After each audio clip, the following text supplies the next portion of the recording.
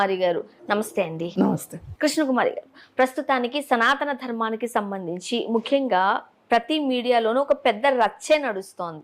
Right, సనాతన ధర్మం అంటేనే ఎప్పటి నుంచో ఉన్న ధర్మాలను ఫాలో కావడం. ఫస్ట్ ఆఫ్ ఆల్ మీరేం చెప్తారు? సనాతన ధర్మాన్ని ఫాలో అవ్వాలంటారా, వద్దు అంటారా? సనాతన ధర్మాన్ని ఫాలో అవ్వకూడదు. ఎందుకు అవ్వకూడదు కూడా చెప్తాను. నేను ఒట్టిగా మాట అనేసేస్తే కాదు కదా. సనాతన ధర్మము అనేది మనుధర్మ శాస్త్రం ప్రకారం అది డెవలప్ అవుతూ వచ్చింది. అది డెవలప్ అయ్యి ఎవరైతే మనుధర్మాన్ని పాటించాలనుకుంటారో వాళ్ళ ఐడియాలజీ ఏదైతే ఉంటుందో అదే సనాతన ధర్మం. ఈ సనాతన ధర్మానికి బేస్ ఏంటి? మనుధర్మం. ఈ మనుధర్మాన్ని అందరూ ఇష్టపడతారా?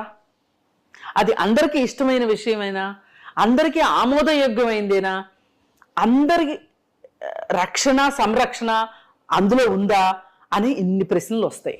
ఈ ప్రశ్నలన్నిటికీ సమాధానం చెప్పాలంటే అసలు మనుధర్మ శాస్త్రంలో ఉన్న ఒక బేసిక్ ఇది ఏంటి అంటే, మనుషులు పుట్టుక గురించి మనుధర్మ శాస్త్రం ఒక రకంగా నిర్వచించింది.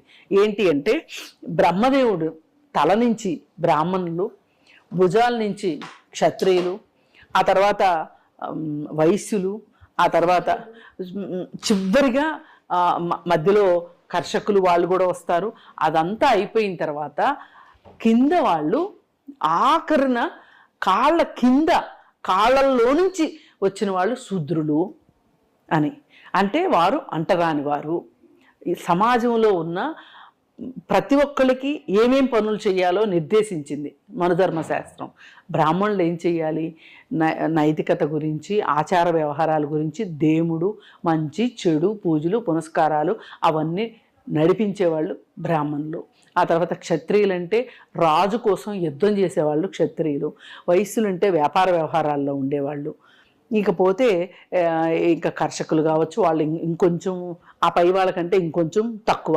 ఇంకా చివరి వాళ్ళు ఎవరైతే ఈ పై కులాల వాళ్ళు, వాళ్ళని చూడటానికి కూడా ఇష్టపడని పనులు చేసేవాళ్లే ఆ కింద కాళ్ళల్లోంచి పుట్టిన వాళ్ళు. ఇది మీ వర్షన్. ఇది కదా.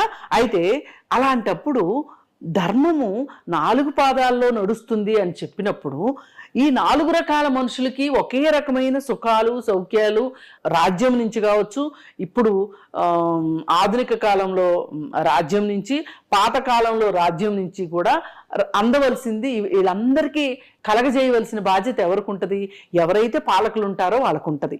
మరి ఈ పాలకులు వాళ్ళ పక్షాన వాళ్ళని ఆ విధంగా చూడడం ఏంటి, వీళ్ళని ఈ విధంగా చూడడం ఏంటి?